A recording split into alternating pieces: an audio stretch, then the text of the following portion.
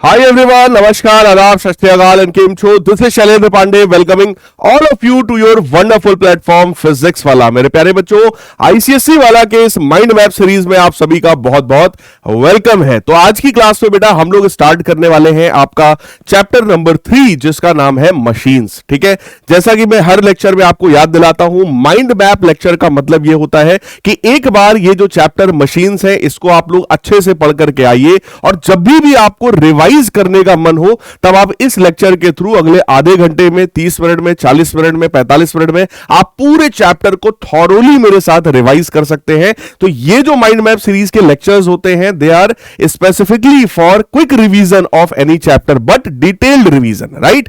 तो आइए स्टार्ट करते हैं। यहां पर हम लोग इस चैप्टर में क्या क्या पढ़ते हैं। सबसे पहले बेटा मशीन्स के बारे में कुछ टेक्निकल टर्म्स पढ़ेंगे। प्रिंसिपल ऑफ लीवर क्या है और पुली क्या है, यानी कि मशीन, लीवर, पुली, ये तीन मेन चीजें हम लोग पढ़ने वाले हैं। मशीन का ही पार्ट होता है लीवर या फिर पुली। सबसे पहली बात आई, सर मशीन क्या चीज होती है।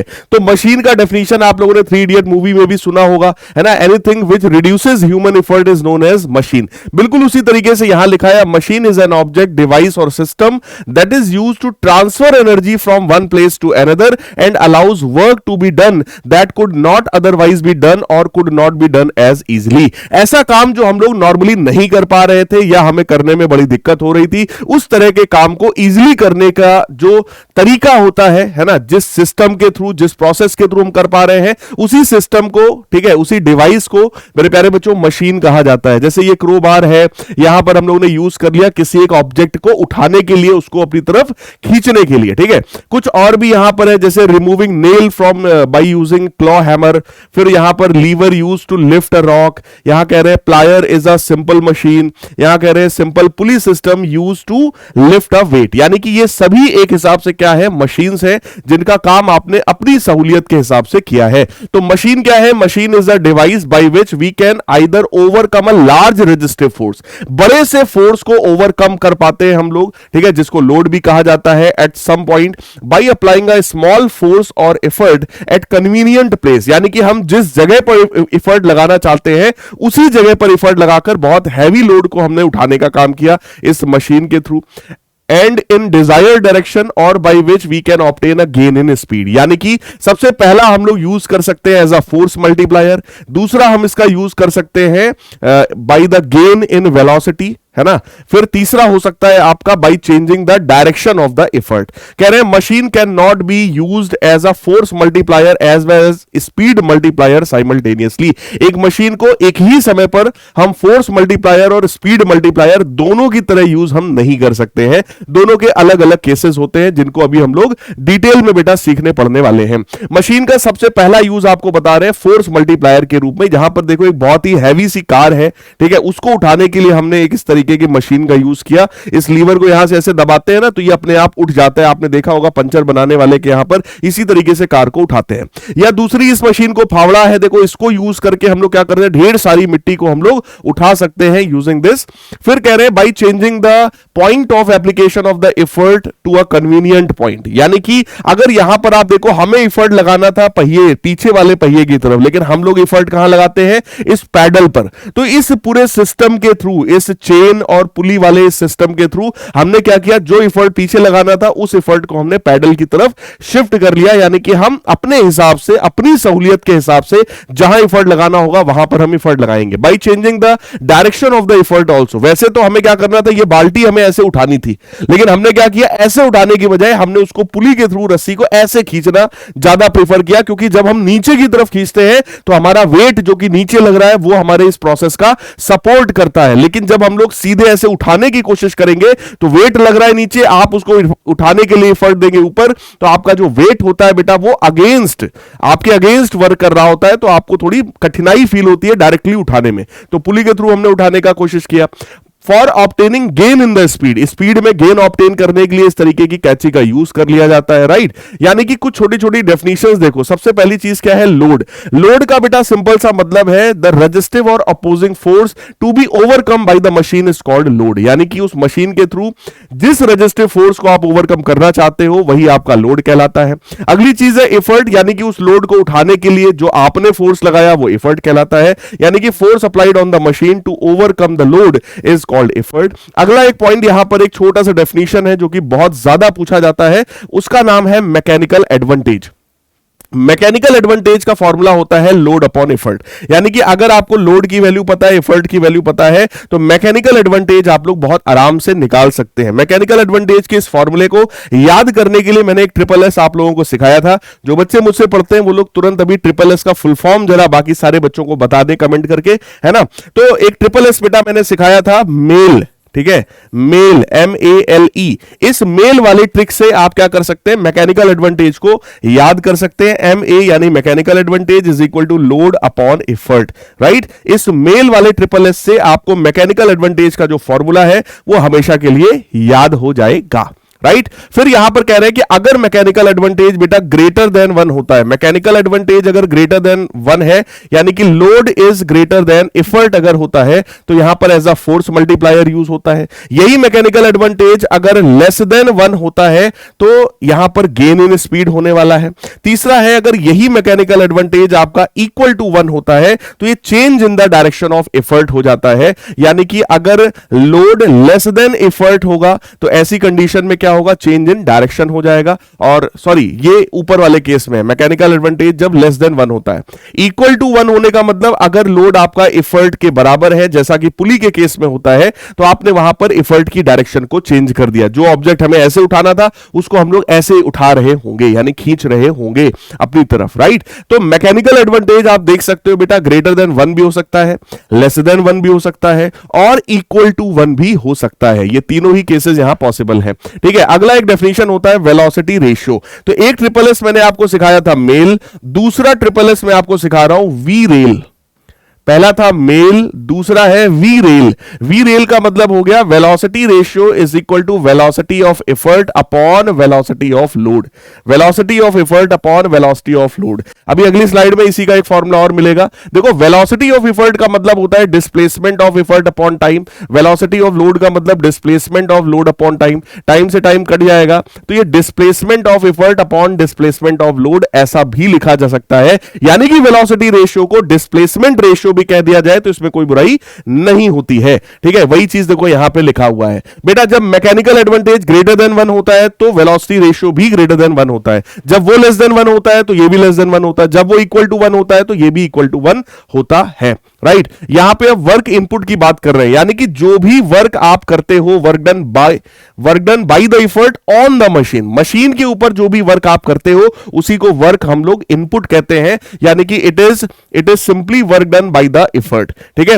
और वर्क आउटपुट का मतलब है work done on the load, load पर जो वर्क आप कर रहे हो दैट इज वर्क आउटपुट, और वर्क डन बाय एफर्ट जो होता है वो वर्क इनपुट है। वर्क इनपुट हम लोग कर रहे हैं, आउटपुट हमको मिल रहा है उस मशीन के थ्रू, क्लियर। इफिशियंसी क्या होती है, इफिशियंसी का सिंपल सा मतलब होता है output work upon input, output work upon input, यानी कि जो आउटपुट में मिल रहा है डिवाइडेड बाई जो इनपुट में हमने किया है, इन दोनों के रेशियो को ही बेटा एफिशिएंसी कहा जाता है। तो देखो वही चीज यहां लिखा है। अब वर्क आउटपुट का एक मतलब हो गया कि भाई work done on the load, कि लोड पर कितना वर्क हुआ है, divided by work done by the effort.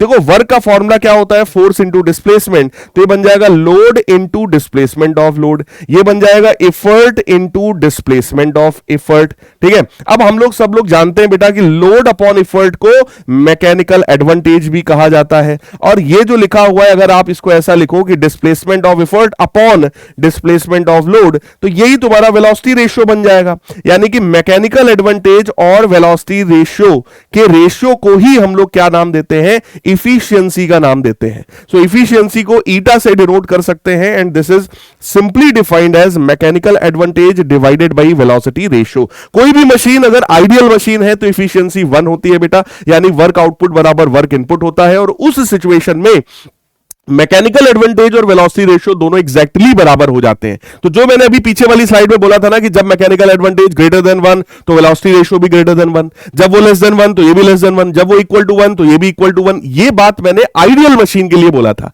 लेकिन अगर वही मशीन आपका आइडियल नहीं होगा तो ऐसी कंडीशन में ये जो इफिशियंसी है वो लेस देन 1 हो जाएगा। ठीक है। अब प्रिंसिपल ऑफ मशीन की अगर मैं बात करूं तो बड़ा सिंपल सा कॉन्सेप्ट है कि जितना इनपुट एनर्जी है उतना आउटपुट एनर्जी होना चाहिए, यानी work done at the effort जो है वो work done at the load होना चाहिए। जितना मैं वर्क कर रहा हूं उतना ही वर्क मुझे वापस आउटपुट में भी मिल जाए, यानी वर्क इनपुट बराबर वर्क आउटपुट होना चाहिए। यही प्रिंसिपल ऑफ मशीन होता है। बाकी ये फॉर्मूला हम सबको पता है कि मैकेनिकल एडवांटेज जो है वो velocity ratio multiplied by efficiency होता है। इफिशियंसी इक्वल टू 1 होगा तो दोनों आपस में बराबर हो जाएंगे, ठीक है। इन एक्चुअल प्रैक्टिस मैकेनिकल एडवांटेज जो है वो हमेशा लेस देन 1 होता है, तो mechanical advantage is less then velocity ratio, क्योंकि इफिशियंसी लेस देन 1 है। ये बात मैं आपको पीछे ही बता चुका हूं। रियल मशीन में इफिशियंसी लेस देन 1 होगा, यानी मैकेनिकल एडवांटेज जो है वो लेस देन वेलोसिटी रेशियो है ना, हो जाएगा। The output work is always less than the input work, so the efficiency is less than 1 due to some loss of the input energy against friction etcetera. यानी किसी भी machine में बेटा जो फ्रिक्शन होता है ना, उसके मशीन पार्ट्स का जो वेट होता है उसकी वजह से यहां इफिशियंसी 1 के बराबर नहीं हो पाता प्रैक्टिकल केसेस में, यानी रियल केसेस में। तो आइडियल मशीन एक हाइपोथेटिकल कॉन्सेप्ट ही होता है जिसकी इफिशियंसी 1 के बराबर मानी जाती है। फिर बात करते हैं लीवर्स के बारे में। बेटा लीवर क्या, एक सिंपल सा रॉड होता है। लीवर में 3 मेन चीजें होती है, एक फल्क्रम है ना, एक लोड है और एक इफर्ट है। लीवर 3 तरीके का होता है, class 1 lever, class 2 lever, class 3 lever. इस क्लास 1 2 3 को याद करने के लिए एक ट्रिपल एस है जो मैंने बच्चों को सिखाया था, फ्ली, है ना, फ्ली, FLE, फ्ली है ना। फ्ली एफ का मतलब हो गया फल्क्रम जब बीच में हो, जब बीच में फल्क्रम हो तो फर्स्ट टाइप का लीवर हो गया, जब बीच में आपका लोड हो तो सेकंड टाइप का लीवर, जब बीच में इफर्ट हो जाए तो बेटा थर्ड टाइप का लीवर होता है। लीवर के कितने टाइप हो गए, 3, एक में फल्क्रम बीच में, एक में लोड और एक में इफर्ट बीच में होता है, ठीक है। अब यहां पर प्रिंसिपल ऑफ लीवर की बात कर रहे हैं, तो प्रिंसिपल ऑफ लीवर बिल्कुल सिंपल सा है कि भाई जितना भी क्लॉकवाइज मूवमेंट होगा about the fulcrum that will be equal to anti clockwise movement about the fulcrum. यानी कि सिंपल सी बात है, load into load arm is equal to effort into effort arm. अगर मैं इस फल्क्रम के अबाउट देखूंगा तो लोड जो है वो इसको क्लॉकवाइज घुमाने की कोशिश करेगा और इफर्ट जो है वो एंटी क्लॉकवाइज घुमाने की कोशिश कर रहा है। तो जितना मूवमेंट लोड ने जनरेट किया उतना ही मूवमेंट ये इफर्ट भी बेटा जनरेट करेगा, ठीक है। तो load into load arm is equal to effort into effort arm, ये हो सकता है क्लास 1 लीवर में आपके। तो यहां पे मैकेनिकल एडवांटेज की जो वैल्यू मिल रही है जो कि लोड अपॉन इफर्ट होता है, that is equal to effort arm divided by load arm. ये फॉर्मूला बेटा इंपॉर्टेंट फॉर्मूला है, ये फॉर्मूला आप सभी को अच्छे से आना चाहिए, ठीक है। अब क्लास 1 लीवर में देखो फल्क्रम बीच में है, ठीक है। अगर in this type of lever fulcrum is in between the effort and load, दोनों के बीच में होता है। कई सारे एग्जांपल्स हैं जिसको आप देख सकते हो। क्लास 1 लीवर जो है बेटा उसमें मैकेनिकल एडवांटेज और वेलोसिटी रेशियो जो है वो ग्रेटर देन 1 भी हो सकता है और लेस देन 1 भी यहां पर हो सकता है और इक्वल टू 1 भी हो सकता है। जब मैकेनिकल एडवांटेज ग्रेटर देन 1 होगा तो वो फोर्स मल्टीप्लायर की तरह बिहेव करेगा, जब वो लेस देन 1 होगा तो वहां पर क्या होगा भाई, that will be behaving as velocity multiplier या स्पीड मल्टीप्लायर, और जब वो इक्वल टू 1 होगा तो change in the direction of effort, इस हिसाब से वो बिहेव कर रहा होता है। कई सारे एग्जांपल्स यहां पर मैंने डायग्राम में दिए हैं। क्लास 2 लीवर में क्या होता है, मैंने आपको सिखाया ना, FLE। तो यहां पर बीच में बेटा लोड होगा, एक तरफ फल्क्रम होगा और एक तरफ इफर्ट होगा। यहां पे साफ दिख रहा है कि इफर्ट आर्म जो है वो लोड आर्म से बड़ा होता है और इसी वजह से बेटा अगर मैं यहां पे देखूं तो ये फोर्स मल्टीप्लायर की तरह ही यूज हो रहा होता है, क्योंकि मैकेनिकल एडवांटेज जो होता है that is load upon effort, जिसको हम लोग effort arm upon load arm कह सकते हैं। अब क्योंकि यहां पर इफर्ट आर्म बड़ा है यानी न्यूमरेटर बड़ा है, तो ये जो रेशियो है ग्रेटर देन 1 होने का मतलब it is behaving like a force multiplier. तो कोई भी क्लास 2 लीवर जो होता है वो हमेशा ही फोर्स मल्टीप्लायर की तरह बेटा बिहेव करता है। क्लास 3 लीवर की बात करोगे तो उसमें इफर्ट बीच में हो जाएगा, FLE आपको याद होगा, इफर्ट यहां पर बीच में होगा, यानी कि इस बार लोड आर्म बड़ा है और इफर्ट आर्म छोटा है, यानी कि मैकेनिकल एडवांटेज अगर आप देखोगे तो वो हमेशा लेस देन 1 हो जाएगा, यानी कि ये हमेशा गेन इन स्पीड की तरह ही बिहेव करेगा, यानी स्पीड मल्टीप्लायर की तरह ही कोई भी क्लास 3 लीवर जो होता है वो हमेशा बिहेव करता है। हम लोग की ह्यूमन बॉडी में भी बेटा इस तरीके के लीवर्स देखे जा रहे हैं। जैसे सबसे पहला, ये बड़ा इंपॉर्टेंट है, पूछा जाता है class 1 lever in the action of nodding of the head. जब हम लोग इस तरीके से नॉडिंग करते हैं तो ये क्लास 1 लीवर की तरह बिहेव कर रहा है, जिसमें आप देखो ये वाला जो ज्वाइंट है ये फल्क्रम की तरह बिहेव करेगा, आगे वाला जो पार्ट है वो लोड की तरह और जो पीछे वाला पार्ट है वो इफर्ट की तरह बिहेव कर रहा होता है। Class 2 lever in raising the weight of a body on toes. जब हम लोग अपने टोज पर इस तरीके से बॉडी के वेट को हम लोग रखते हैं तो वहां पर देखो यहां पर आगे फलक्रम हो जाता है, लोड बीच में हो जाता है और इफर्ट जो है वो सबसे पीछे हो जाता है। तो ये क्लास 2 लीवर की तरह बिहेव कर रहा है। क्लास 3 लीवर भी देखा जाता है जब हम लोग किसी भी डंबल वगैरह को उठाने की कोशिश कर रहे होते हैं। तो ये लोड हो गया, ये यहां पे फलक्रम हो गया जो कि ज्वाइंट है, और इफर्ट जो है वो ये मसल्स दे रही होती है, यानी बीच में इस तरीके से इफर्ट आपको मिल रहा है। ठीक है, फिर यहां पर पुली की बात करते हैं। पुली दो तरीके से बिहेव करता है, एक होता है सिंगल फिक्स्ड पुली और दूसरा होता है मूवेबल पुली। ठीक है, सिंगल फिक्स पुली की अगर मैं बात करूंगा तो a pulley which has a axis of rotation fixed in a position, यानी कि जिसका एक्सिस ऑफ रोटेशन जो है वो अपनी जगह पर अगर फिक्स हो तो उसको हम लोग फिक्स्ड पुली कहते हैं। जैसे ये पुली देखो, इस पुली को यहां ऊपर से बेटा लटकाया गया है, ये यहीं पर हमेशा रहेगा, अपनी जगह इसकी अपनी फिक्स है, इसीलिए इसको फिक्स पुली कहा जाता है। इधर से एक भाई साहब इसको खींच रहे हैं और इधर से लोड जो है ऊपर की तरफ उठने की कोशिश करेगा। अगर तुम ध्यान से बेटा देखो तो जो इफर्ट आपने लगाया वो नीचे की तरफ लगाया, लेकिन रस्सी में जो टेंशन होगा वो ऊपर की तरफ होगा, यानी कि टेंशन जो है यहां पर वो इफर्ट के बराबर है। और यहां पर आप देखोगे तो वही टेंशन जो है वो लोड के बराबर है, वही टेंशन जो है लोड के बराबर है, यानी कि इससे यह पता चल जाता है कि जो इफर्ट है वो लोड के बराबर है। अगर इफर्ट लोड के बराबर होगा तो मैकेनिकल एडवांटेज जो होगा, जो कि लोड अपॉन इफर्ट होता है, that is always equal to 1 for this type of पुली।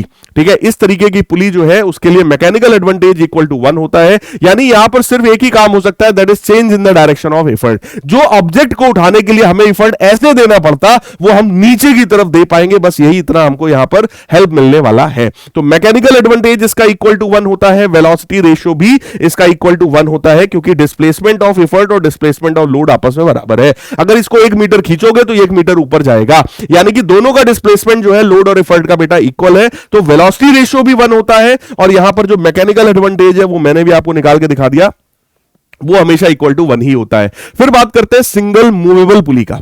कोई भी सिंगल मूवेबल पुली में देखो क्या होगा, इस बार ये जो पुली है इसका ये रस्सी यहां से पास हो रहा है, पुली जो है वो मूवेबल है। अगर आप इफर्ट ऐसे ऊपर की तरफ लगाओगे तो ये पूरा का पूरा जो पुली है वो ऊपर की तरफ जा रहा होगा। इसमें ध्यान देने वाली बात यह है मेरे प्यारे बच्चों कि अगर मान लो मैंने पुली को 1 मीटर ऊपर किया, पुली अगर 1 मीटर ऊपर जाएगा, मतलब पुली का ये जो सेंटर है अगर ये 1 मीटर ऊपर गया है तो 1 मीटर इधर का रस्सी और 1 मीटर इधर का रस्सी फ्री होगा, यानी कि ये जो इफर्ट है वो इफर्ट बेटा 2 मीटर ऊपर की तरफ मूव करेगा। यानी कि जब पुली 1 मीटर ऊपर आता है, यानी कि जब लोड 1 मीटर ऊपर आता है तो इफर्ट जो है वो 2 मीटर ऊपर आता है। इस बात को ध्यान रखिएगा, यानी कि अगर इसका एक्सेलरेशन मैं ए मानूंगा तो इसका जो एक्सेलरेशन होगा मेरे प्यारे बच्चों वो a/2 हो जाएगा। जब इसको 1 मीटर ऊपर करोगे तो ये 2 मीटर ऊपर जाएगा, यानी इसका एक्सेलरेशन a तो इसका a/2 हो जाने वाला है। ठीक है, तो कोई भी ऐसा पुली जिसका एक्सेस ऑफ रोटेशन जो है वो हमारा मूवेबल है उसी को मूवेबल पुली कहा जाता है। यहां पर हम लोग साफ साफ देख सकते हैं, देखो जो इफर्ट है, इफर्ट जो है वो किसके बराबर है भैया, टेंशन के बराबर है। जो इफर्ट है वो टेंशन के बराबर है, इधर भी रस्सी में टेंशन है, इधर भी रस्सी में टेंशन है, ये दोनों टेंशन ही लोड को बैलेंस कर रहे हैं, यानी कि 2t जो है बेटा वो लोड के बराबर है। तो आपको पता चल जाएगा E बराबर L/2, है ना। E बराबर टेंशन है तो टेंशन की वैल्यू यहां से निकालो, L/2 आएगा तो E बराबर L/2 हो जाएगा, यानी कि लोड और इफर्ट का जो रेशियो है बेटा वो 2 हो जाएगा, जो कि मैकेनिकल एडवांटेज होता है। यानी कि जब कोई भी मूवेबल पुली होती है तो उसका मैकेनिकल एडवांटेज मेरे प्यारे बच्चों 2 के बराबर होता है। बाकी मैंने एक बात बड़ी क्लियर आपको यहां बता दिया कि जब ये 1 मीटर ऊपर जाएगा तो ये 2 मीटर ऊपर जाएगा। और वेलोसिटी रेशियो आपको क्या पढ़ा रखा है मैंने, that is velocity of effort upon velocity of load, या displacement of effort upon displacement of load. तो डिस्प्लेसमेंट ऑफ इफर्ट कितना है, 2 मीटर, है ना, और डिस्प्लेसमेंट ऑफ इफर्ट कितना, 1 मीटर, यानी कि ये वैल्यू भी 2 के बराबर होता है। तो आप चेक कर सकते हो, क्योंकि बात यहां पर आइडियल केस की हो रही है, तो आइडियल केस में मैकेनिकल एडवांटेज और वेलोसिटी रेशियो दोनों ही 2 के बराबर मैंने यहां पे खड़ाक से निकाल के आपको दिखा दिया। यानी कि बेटा अगर कोई भी फिक्स्ड पुली है तो मैकेनिकल एडवांटेज वेलोसिटी रेशियो दोनों 1 होगा, मूवेबल पुली है तो मैकेनिकल एडवांटेज और वेलोसिटी रेशियो दोनों ही 2 के बराबर होगा। देखो आप में से कुछ बच्चे सोच रहे होंगे सर इतना फास्ट क्यों पढ़ा रहे, फास्ट इसलिए पढ़ा रहे हैं क्योंकि आप रिवीजन करने आए हो और धड़ाधड़ आपको एक एक पॉइंट आपको रिवाइज करा रहा हूं। ये लेक्चर की इंपॉर्टेंस आपको पता चलेगी जब पता चलेगा कि यार 2 घंटे के बाद आपका पेपर लगा है, आप सुबह उठे हैं और आपने सोचा कि यार आज मशीन वाला चैप्टर लो क्विकली रिवाइज कर लें क्योंकि इसमें फॉर्मूले बहुत है, इसमें कंसेप्ट बहुत ज्यादा है। उस समय तुम्हें इस लेक्चर की ब्यूटी समझ में आएगी कि यार टीचर ने क्या 30 मिनट के अंदर में खड़ाखट इतने बड़े चैप्टर के हर एक पॉइंट को सर ने एक्सप्लेन कर दिया विद इन 30 मिनट्स। तो वहां पर आपको इस लेक्चर का इंपॉर्टेंस समझ में आएगा मेरे प्यारे बच्चों, है ना। When a heavy load is to be lifted और shifted from one place to another we require a pulley system of mechanical advantage much more than 2। कई बार ऐसा होता है बेटा कि हमें 2 से ज्यादा मैकेनिकल एडवांटेज चाहिए। देखो, एक मैकेनिकल एडवांटेज चाहिए होगा तो हम फिक्स पुली लाएंगे, जब 2 मैकेनिकल एडवांटेज चाहिए होगा हमको तो वहां पर हम लोग मूवेबल पुली ले आएंगे। बट कई बार ऐसा होता है कि हमें 2 से ज्यादा मैकेनिकल एडवांटेज चाहिए, तो ऐसे में बेटा कॉम्बिनेशंस ऑफ पुली किया जाता है, यानी पुलिस को जोड़ा जाता है। तो यहां पर आपको यही चीज दिखा रहे हैं कि एक फिक्स पुली है, ये और ये तीनों कैसी है, मूवेबल पुली है। एक फिक्स पुली 3 मूवेबल पुली को जब जोड़ा गया है मेरे प्यारे बच्चों, मैकेनिकल एडवांटेज की वैल्यू 2 की पावर n होता है, जहां पे n का मतलब नंबर ऑफ मूवेबल पुली होता है। यहां मूवेबल पुली कितनी थी, 3 के बराबर, यानी 2 की पावर 3। इसका क्या हो गया, मैकेनिकल एडवांटेज, यानी कि 8 मैकेनिकल एडवांटेज निकल कर आ गया। सिमिलरली वेलोसिटी रेशियो भी 8 के बराबर आएगा। इफिशियंसी की बात करो, क्योंकि यहां पे दोनों में सेम मान के चल रहा हूं, यानी कि मैं आइडियल केस का ही डिस्कशन आपसे अभी कर रहा हूं, ठीक है। सेकंड केस हो सकता है बेटा इस तरीके का, block and tackle system. Block and tackle system में देखो क्या होता है, एक ऊपर वाला ब्लॉक है, एक नीचे वाला ब्लॉक है, इसमें भी 2 पुली है, इसमें भी 2 पुली है, यहां पर ऊपर 3 पुली है, नीचे 2 पुली है। इससे यह समझ में आ रहा है कि ऊपर वाला जो ब्लॉक है और जो नीचे वाला ब्लॉक है, या तो इन दोनों में बराबर नंबर ऑफ पुलिस होंगी, या तो नीचे वाले में एक पुली कम होगी, यानी नीचे 2 और ऊपर 3, या नीचे 3 और ऊपर 4, नीचे 4 और ऊपर 5, यानी कि लोअर ब्लॉक में जो पुली होगी वो या तो ऊपर वाले के बराबर होगी या ऊपर वाले से एक कम होने वाली है। तो यहां पर आप पढ़ सकते हैं, इसी तरह के सिस्टम को ब्लॉक एंड टैकल सिस्टम कहा जाता है, ठीक है। In this system of pulley 2 blocks of the pulley are used. One block जो कि अपर वाला है, they having several pulleys is attached to the rigid support, जो कि फिक्स्ड होती है, एंड अदर ब्लॉक जो कि लोअर होता है, having several pulleys in which is movable. नीचे वाला जो ब्लॉक है वो मूवेबल है, ऊपर वाला जो ब्लॉक है यहां से टंगा हुआ है, यानी कि वो फिक्स्ड है, वो अपनी जगह से मूव करने वाला नहीं है। अब एक एक करके उन दोनों के बारे में हम लोग बात करते हैं। सबसे पहली चीज, अगर आप यहां पे ध्यान से चीजों को समझ रहे हो तो देखो, टेंशन जो है वो इफर्ट के बराबर हो गया, टेंशन इफर्ट के बराबर है, और एक टेंशन, दूसरा टेंशन, तीसरा टेंशन, चौथा टेंशन, पांचवा टेंशन, 5 रस्सियां मिलकर के इस लोड को बैलेंस कर रही हैं, यानी 5T इज इक्वल टू क्या हो जाएगा बेटा, लोड के बराबर। तो 5T हमारा जो है वो लोड के बराबर है, तो T की वैल्यू आ गई L/5 के बराबर। और दूसरी चीज हमने क्या देखा था कि जो T था वो इफर्ट के बराबर भी था हमारा, ठीक है। इससे क्या मिल गया, L/5 जो है वो आपका E के बराबर हो गया, है ना। L/5 जो है वो E के बराबर हो गया। तो बेटा लोड और इफर्ट का जो रेशियो है वो 5 के बराबर हुआ, यही मैकेनिकल एडवांटेज के बराबर होता है। यानी यहां पर मैकेनिकल एडवांटेज हमें कितना देखने को मिल गया, 5 के बराबर। 3 पुली ऊपर है, 2 पुली नीचे है, मैकेनिकल एडवांटेज बेटा कितना मिल गया हमें, 5 के बराबर, ठीक है, 5 के बराबर। ये अनइक्वल वाले केस का हम लोगों ने डिस्कशन किया है। अब यहां पर इक्वल वाले केस की बात करूं, इक्वल वाले केस में देखोगे तो T और T है ना, यानी कि 4T मिलकर के इस लोड को बैलेंस कर रहे हैं। तो यहां पर मैकेनिकल एडवांटेज जो निकल करके आएगा बेटा वो 4 के बराबर आएगा। यानी मैकेनिकल एडवांटेज सिंपल क्या है, नंबर ऑफ पुलिस के बराबर। ऊपर और नीचे टोटल जितने पुलिस हैं उतना ही मैकेनिकल एडवांटेज इस कंडीशन में हमें देखने को मिलता है। फिर आ जाओ यहां पर आपसे जनरलाइज बात कर लेते हैं कि भाई अगर टोटल n पुलिस यहां पर है तो मैकेनिकल एडवांटेज कितना होगा, तो सीधी सी बात है सर n के बराबर हो जाएगा। जब 5 पुलिस थी तो मैकेनिकल एडवांटेज 5, जब 4 थी तो सर 4, जब n पुलिस हो जाएंगी तो मैकेनिकल एडवांटेज भी n के बराबर हो जाएगा। अब बात करते हैं सर वेलोसिटी रेशियो कितना है। वेलोसिटी रेशियो यहां पर भी बेटा n के बराबर होता है जितने नंबर ऑफ पुलिस होते हैं। अगर 4 पुली है तो वेलोसिटी रेशियो भी 4, ठीक है, 5 पुली है तो वेलोसिटी रेशियो भी 5। इसका सिंपल सा मतलब है लोड और एफर्ट के बारे में जब आप देखेंगे तो यहां पे 4 गुने का डिफरेंस दिखाई पड़ रहा होगा, 4 गुने का डिफरेंस। यानी कि अगर आप इस लोड को 1 मीटर ऊपर करेंगे तो ये जो एफर्ट है वो हमारा कितना नीचे जाएगा भैया, 4, है ना, 4 टाइम्स, है ना, 4 टाइम्स। यानी कि वेलोसिटी रेशियो जो है that is displacement of effort upon displacement of load होता है। अगर ये वैल्यू आपकी 4 के बराबर है, फॉर दिस केस अगर ये वैल्यू 4 के बराबर है तो डिस्प्लेसमेंट ऑफ एफर्ट जो है 4 टाइम्स डिस्प्लेसमेंट ऑफ लोड होगा। यानी कि ये 1 मीटर लोड ऊपर आएगा तो एफर्ट जो है वो 4 मीटर नीचे की तरफ जाएगा, ठीक है। इस तरीके का यहां पे सीन देखने को मिलता है। तो जैसी वैल्यू मैकेनिकल एडवांटेज की है चेक करो, वैसी ही वैल्यू किसकी है, वेलोसिटी रेशियो की। इसका मतलब ये आइडियल केस का डिस्कशन आपके साथ किया जा रहा है, ठीक है। फिर यहां कह रहे हैं the pulleys system is only force multiplier. Pulleys system केवल और केवल फोर्स मल्टीप्लायर है and just like other machines there is no gain in energy, यानी कि किसी भी पुली में, किसी भी सिस्टम में फोर्स का मल्टीप्लायर हो रहा है। फोर्स का मतलब कम एफर्ट देके हम हैवी लोड को उठा पा रहे हैं, लेकिन एनर्जी नहीं बढ़ रही बेटा। कंजर्वेशन ऑफ एनर्जी को यह भी फॉलो करता है, यानी कि अगर मैं वर्क से कैलकुलेट करके देख लूं तो work done by the effort कितना होगा, that is effort into distance move by the effort, है ना। तो एफर्ट जो है वो n टाइम्स d के बराबर होगा, राइट। तो n टाइम्स d कहां से आया, दैट इज d क्या है यहां पे, displacement of the load, right. तो डिस्प्लेसमेंट ऑफ लोड में जब n का मल्टीप्लाई करेंगे तो डिस्प्लेसमेंट ऑफ एफर्ट आ जाएगा, तो NED बन जाएगा। अब यहां पे देखो work done on the load कितना है, लोड इनटू लोड डिस्टेंस, जो लोड ने मूव किया तो लोड इनटू लोड का डिस्टेंस या डिस्प्लेसमेंट कितना है, d के बराबर। तो LD इसका है, NED इसका है। अब हम सबको यह बात पता है कि इस वाले d को हम लोग चेंज कर सकते हैं ना, कैसे। मैकेनिकल एडवांटेज की अगर मैं बात करूं तो वो n के बराबर होता है जितनी नंबर ऑफ पुलीज है, जो कि लोड अपॉन एफर्ट के बराबर है। तो यहां से लोड की वैल्यू n टाइम्स एफर्ट के बराबर आएगा, लोड की वैल्यू n टाइम्स एफर्ट के बराबर आएगा मल्टीप्लाइड बाय d। तो देखो इसमें भी वर्क डन NED के बराबर है, इसमें भी वर्क NED के बराबर है, यानी work done on the load is equal to work done by the effort, दोनों आपस में बराबर है। तो मेरे प्यारे बच्चों जितना वर्क हमने किया उतना ही वर्क हमको वापस में मिल जाता है, यानी यहां पे बाहर से कोई एनर्जी, कोई एक्सटर्नल वर्क होने वाला नहीं है, अपने आप कुछ नहीं हो रहा है। So there is no gain in the energy, जितना हमने किया है वही हो रहा है। अब बात आया सर ये इस तरीके के ब्लॉक टैकल सिस्टम में अगर हम लोग पुलिस का मास ले लें तो क्या होगा।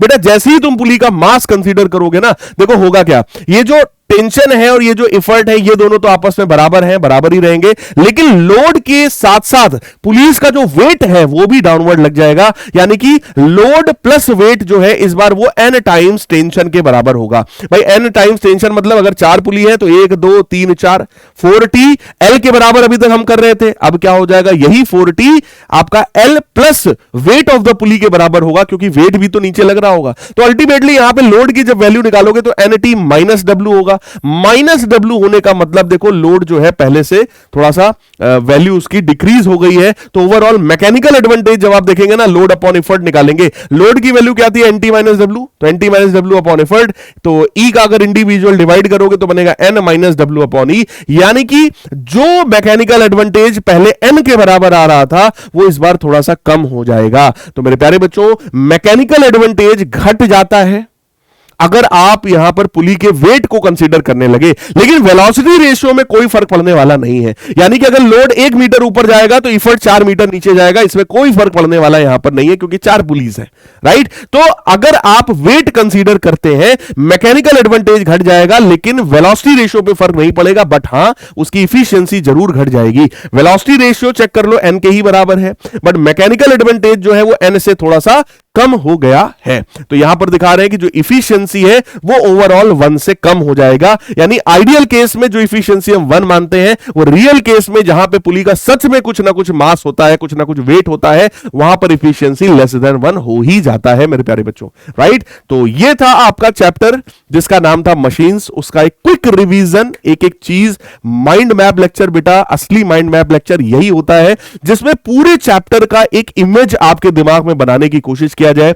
बहुत ही क्विकली टीचर एक एक चीज को आपको धड़ाधड़ समझाते जाए, ताकि कभी भी आप रिवीजन पर्पस से जब ये वीडियो देखें तो आप खुद फील करें कि यार 27 मिनट 28 मिनट के अंदर में यार सर ने पूरी चीज रिवाइज करा दिया। इस चैप्टर का एक भी पॉइंट बेटा मैंने छोड़ा नहीं है, एक भी पॉइंट छोड़ा नहीं है। इस तरह के लेक्चर बनाने के लिए टीचर का एक प्रॉपर एक्सपर्टीज रिक्वायर्ड है, जो धड़ाधड़ चीजों को बोल सके, राइट। तो उम्मीद करता हूं ये लेक्चर आप सभी को अच्छा लगा होगा। सभी लोग कमेंट करके जरूर बताइएगा आप सभी को कैसा लगा। मिलेंगे अगले लेक्चर में, अगले चैप्टर में, तब तक के लिए good bye, take care, love you all, God bless.